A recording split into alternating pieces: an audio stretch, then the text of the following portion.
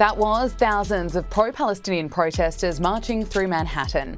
Despite the snowstorm, activists carried Palestinian flags and banners as they called for the US to stop sending financial aid to Israel.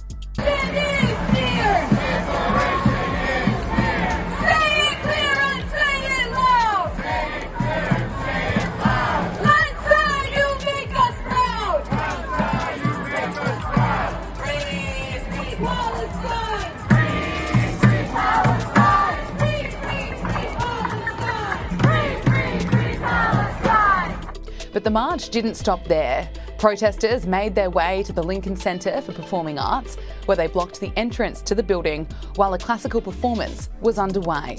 And as you can see, New York police officers were forced to guard the building.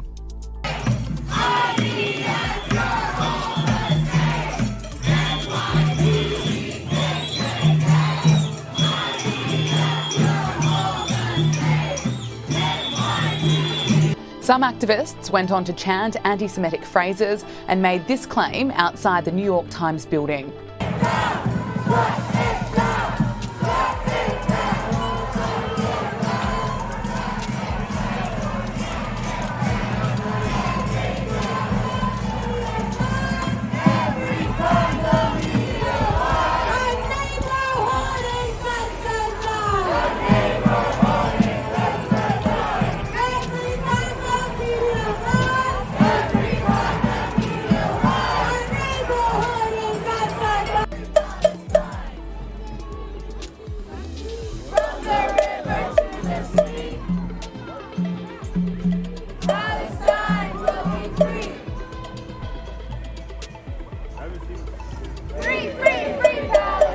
This is the latest situation in the Middle East. Israel's military says it's concluded major combat operations in northern Gaza. Israel says it has now destroyed Hamas's military framework in northern Gaza, and it is focusing its forces on the centre and south of the Strip. This airstrike near Rafah is evidence of that. But Rafah was supposed to be a safe zone, and many Gazans have fled there to escape the fighting. There is no safe place in the Gaza Strip. We are all under bombardment. We are all under death and destruction. 2 more journalists have been killed in an airstrike near there. Mustafa Thuraya and Hamza al-Dadou, who is the son of Al Jazeera's bureau chief, Wael. Wael's wife, younger son, daughter and grandchild have already been killed in the fighting. What did Hamza do to them? What did the family do to them? What did the safe civilians in the Gaza Strip do to them? But the world is blind to what's happening in the Gaza Strip.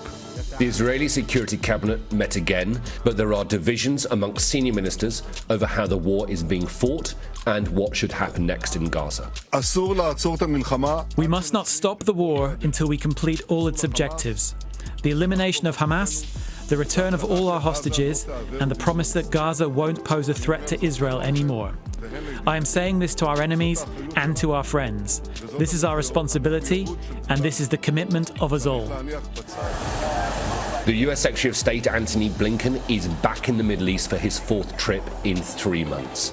Over the weekend, he was in Jordan and Qatar. He will visit Israel next week.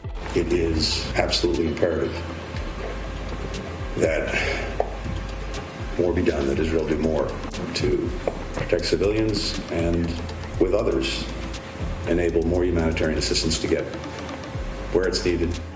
Blinken will push Israel to let more humanitarian aid into Gaza, to reduce the tempo of fighting and avoid a war with Hezbollah. But the White House has had limited success so far, and Israel, at least in its public language, appears determined to stick to its objectives, even if that means the conflict spreading and more civilians in Gaza dying. Alistair Bunkle, Sky News in Jerusalem.